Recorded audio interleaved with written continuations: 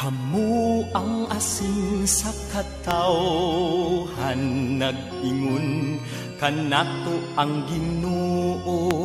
Kung ang asin kawad-an sa iyang kaparat, wala na kini kapuslanan. Ug angay lamang ihisalibay, ug tunog-tunuban sa mga tao. Kung maingon niini ang tao, kawad-an siyag bili ning kalibutan. Kamu ang kahayag sa katawhan, nag-ingon kanato ang Ginoo. Ang syudad nga nahimutang sa bungkod, dili gayud matago.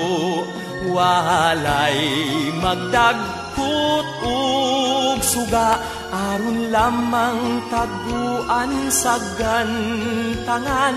Ibutang gayud sa tungtunganan, aron mudan-ag sa tanan.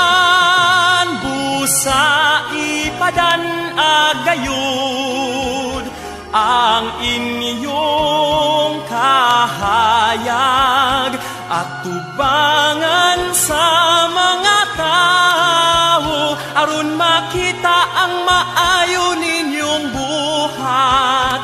Ug magdaig silang tanan sa inyong langit nung amahan.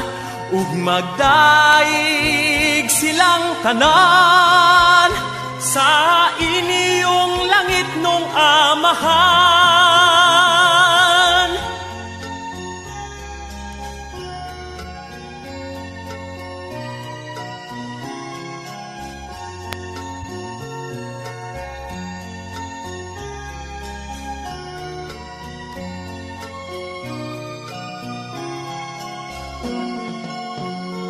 Busa ipadan-ag gayud ang inyong kahayag, at tubangan sa mga tao, aron makita ang maayo ninyong buhat.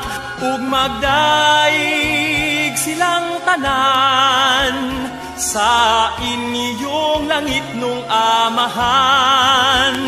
Ug magdaig silang tanan sa inyong langit nung amahan.